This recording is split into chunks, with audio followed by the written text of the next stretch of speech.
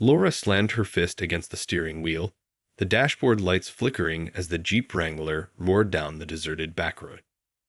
Her knuckles ached, but the pain was nothing compared to the burning rage coursing through her veins. How dare he? After everything she'd done, all the sacrifices, the sleepless nights, that bastard had the audacity to lock her out of her own home. Well, not anymore. With a determined glint in her eye, she gunned the engine, tires spitting gravel as she sped towards the suburban nightmare she once called home. As the familiar neighborhood came into view, Laura's grip tightened on the steering wheel. She'd show him. She'd show them all. No one crossed Laura Nichols and got away with it. Pulling up to the driveway, she leaped out of the Jeep, rushing towards the front door. The lock was old, worn, and cheap. A cheap shot at security in this pristine, cookie-cutter community. With a savage twist of her wrist, Laura felt the mechanism give way, the door swinging open to reveal the darkened entryway. "Mike, you son of a bitch, where are you?" she called out, voice dripping with venom as she stormed inside. Her heels clicked against the hardwood floors, the sound echoing through the silent house. "Come out and face me, you coward." A noise from the living room made her whirl around, eyes narrowing as she caught sight of a shadowy figure. Her hand instinctively went to her hip, but the holster was empty. Of course, she'd left her gun at the office. Cursing under her breath, she advanced cautiously, every muscle tensed and ready to spring into action. "I know you're in here, Mike," she growled, her gaze sweeping the room. "Come out, and—" The words died on her lips as the figure stepped into the dim light, revealing not her estranged husband, but a pair of FBI agents, both with their weapons drawn and trained on her. "Ma'am, put your hands up and step away from the vehicle," one of them commanded, his voice cold and unyielding. Laura's mind raced, panic flaring in her chest as she realized the horrifying truth. This wasn't about Mike at all. The FBI had been using her Jeep for surveillance. And now, she'd just broken into a federal investigation. Cursing her own impulsiveness, Laura slowly raised her hands, her heart pounding in her ears as she realized the gravity of her mistake. She'd walked right into a trap, and there was no way out. Laura's mind raced as she stood in the living room, hands raised in surrender. The two FBI agents approached her cautiously, their weapons trained on her. "Ma'am, you're under arrest for breaking and entering and interfering with a federal investigation," the agent on the left announced, his voice authoritative and uncompromising. "Keep your hands where we can see them and turn around slowly."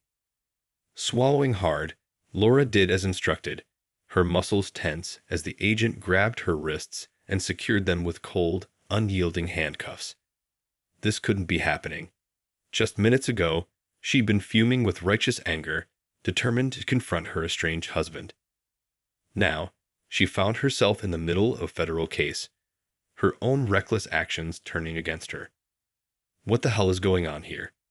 she demanded, her voice laced with a mix of fear and defiance. "I was just trying to get into my own home." The agent behind her scoffed. "Your home? This property is under surveillance as part of an ongoing FBI investigation. You just compromised a crucial operation." Laura's stomach dropped. An FBI investigation. Suddenly, the pieces began to fall into place. Mike's evasiveness, the sudden lockout. It all made sense now. He must have been involved in something illegal, and the Bureau had been watching him. And now, in her blind rage, she had stumbled right into the middle of it. "Look, there's been a misunderstanding," she pleaded, her mind racing for a way out of this nightmare. "I had no idea this was part of some FBI thing. I just wanted to get back into my house. Please, you have to believe me." The agent in front of her regarded her with cold, unwavering eyes. "Save it for the judge, ma'am. Right now, you're coming with us."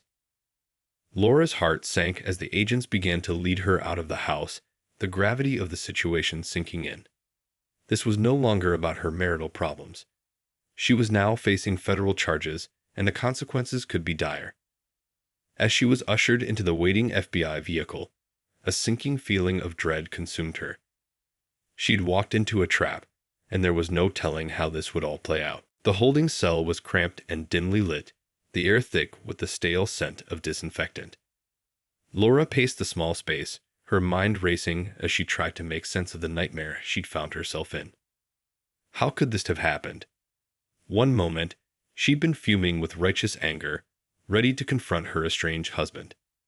The next, she was sitting in a jail cell, facing federal charges for interfering with an investigation. It was all so surreal, like some twisted dream she couldn't wake up from. As the minutes ticked by, Laura's panic began to subside, replaced by a growing sense of determination. She couldn't just sit here and let this happen. There had to be a way out of this. She just had to find it. Approaching the bars, she called out to the guard stationed nearby. "Excuse me, when can I make a phone call? I need to speak to my lawyer." The guard regarded her with a bored expression. "Sorry, ma'am. You'll have to wait until the agents come back to process you. No phone calls until then." Laura's jaw tightened in frustration. "But this is a misunderstanding. I had no idea your people were using my Jeep for surveillance. I just wanted to get back into my own home." The guard shrugged. "That's not my problem. You broke the law, and now you're facing the consequences." Gritting her teeth, Laura backed away from the bars, her mind whirling.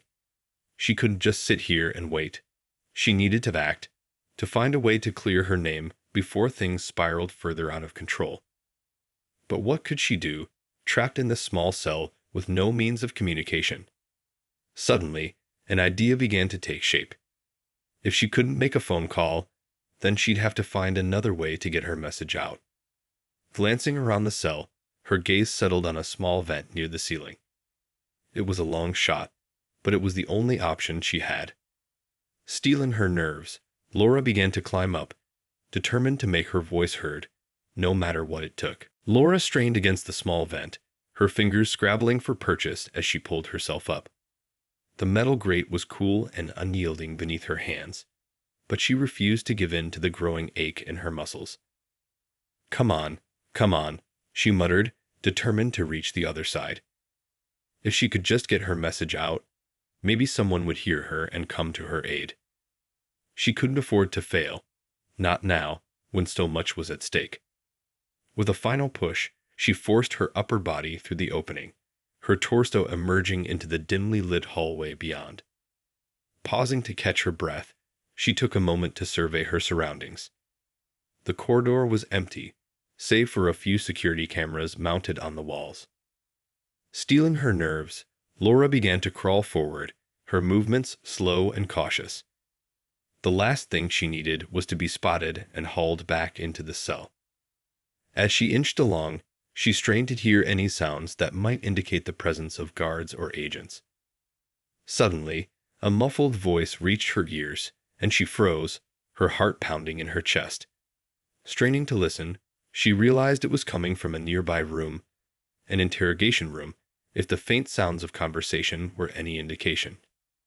Carefully, she edged closer, pressing her ear against the vent grate. The voices were clearer now, and she recognized one of them as belonging to the agent who had arrested her. "Can't believe she just waltzed in like that. Didn't she know we were running an operation?" Laura's breath caught in her throat as she listened, her mind racing. This was it, her chance to get her message out. Clearing her throat, she spoke up in a hushed whisper. "Hey, can anyone hear me? I need help." Laura's heart pounded in her chest as she waited, straining to hear any response from the other side of the vent. The voices in the interrogation room had fallen silent, and for a moment, she feared that her attempt to reach out had been in vain. Just as she was about to try again, a new voice reached her ears, low and cautious. "Who's there? How did you get out of the holding cell?" Relief flooded through Laura, and she rushed to respond. "My name is Laura Nichols. I'm the one you arrested for breaking into my own home. Please, you have to listen to me. This is all a misunderstanding." I had no idea your people were using my Jeep for surveillance. There was a brief pause, and then the voice replied, Mrs. Nichols, I'm Agent Wilkins. I need you to stay calm and explain exactly what happened. Encouraged by the agent's willingness to listen, Laura launched into a detailed account of the evening's events. From her argument with her estranged husband to her impulsive decision to break into the house, unaware of the FBI's presence. You have to believe me, she pleaded. I never would have done this if I'd known. Please, you have to help me. Again, there was a moment of silence, and Laura held her breath, praying that the agent would see reason. All right, Mrs. Nichols, Wilkins finally responded. I'll see what I can do, but you need to stay put and let me handle this. Laura nodded, forgetting for a moment that the agent couldn't see her. Thank you so much. I'll stay right here, I promise. As Wilkins' footsteps faded down the hall, Laura allowed herself a small sigh of relief. Maybe, just maybe, she had a chance of getting out of this mess. All she could do now was wait and hope that the agent would be true to his word. Laura held her breath as she waited, her gaze fixed on the vent grate leading back to the holding cell. Time seemed to crawl by, each second feeling like an eternity as she strained to hear any sign of movement. Finally, after what felt like an agonizing eternity, the sound of approaching footsteps reached her ears. Carefully, she leaned closer, peering through the slats. The agent from before, Wilkins, came into view, a contemplative expression on his face. Behind him, two other agents followed, their expressions more guarded. Mrs. Nichols, Wilkins called out, his voice low and measured. We've discussed your situation, and we're willing to hear you out. But you need to come back to the holding cell, where we can talk properly. Laura's heart raced, a glimmer of hope flaring to life within her. I'm here, she replied, her voice barely above a whisper. Just give me a minute to get back down. Slowly, she began to maneuver her way back through the vent, her muscles protesting the strain. As she emerged back into the cell, the agents watched her with wary expressions. All right, Mrs. Nichols, Wilkins began, his tone serious. You said this was all a misunderstanding. Now's your chance to explain exactly what happened. Taking a deep breath, Laura launched into her account once more, her words tumbling out in a rush as she desperately tried to convey the truth of the situation. I had no idea your people were using my Jeep for surveillance, she pleaded. I was just trying to get back into my own home after a fight with my husband. If I'd known, I never would have done what I did. Please, you have to believe me. The agents exchanged a few weighted glances, and for a moment, Laura's heart sank. Then, Wilkins stepped forward, his expression softening slightly. All right, Mrs. Nichols. We're willing to hear you out, but you need to understand the gravity of the situation you found yourself in.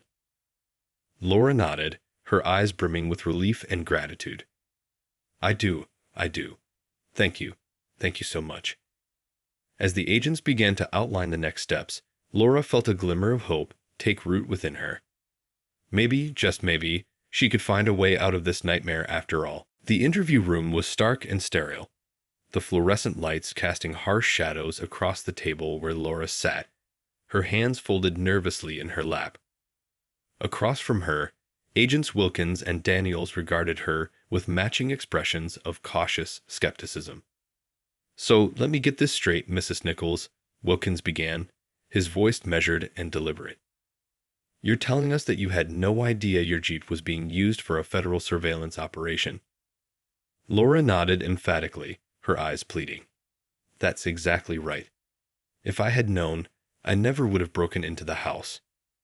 I was just trying to get back in after a fight with my husband.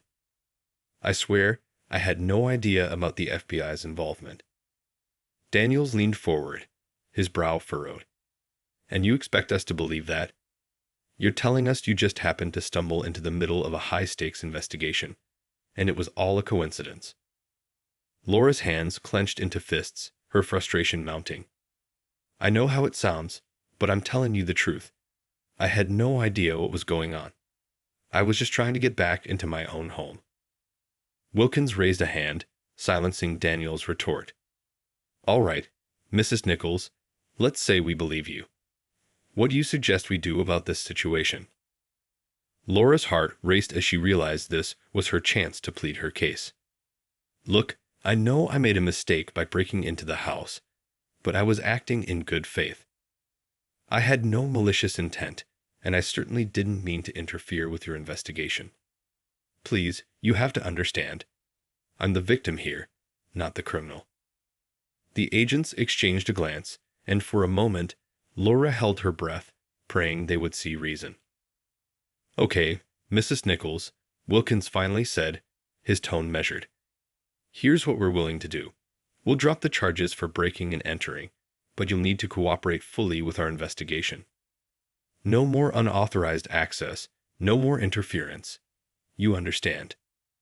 Laura's eyes widened with relief, and she nodded emphatically. Yes, of course.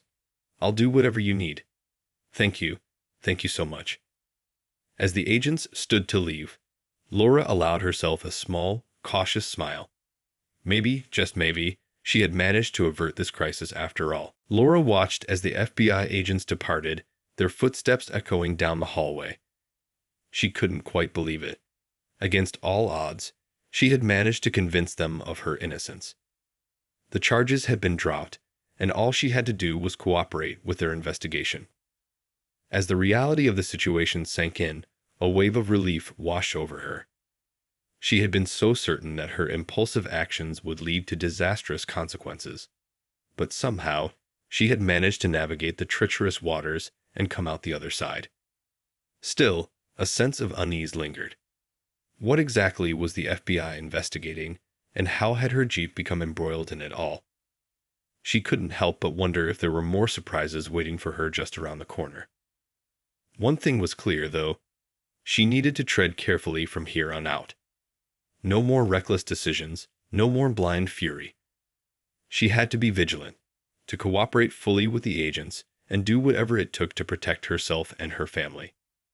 As she was escorted back to the holding cell to gather her belongings, Laura couldn't help but glance around, her gaze scanning the shadows for any sign of her estranged husband, Mike. If he was truly involved in something nefarious, she knew she would need to be on her guard. But for now, she was simply grateful to have avoided the worst-case scenario. The charges had been dropped, and she had a chance to set things right. It wasn't the outcome she had envisioned, but in the grand scheme of things, it was a victory. As she stepped out into the crisp night air, Laura took a deep breath, her mind already whirring with plans and strategies. She had to be smart to stay one step ahead of whatever was coming. But for now, she was alive, free, and determined to reclaim her life, no matter what it took.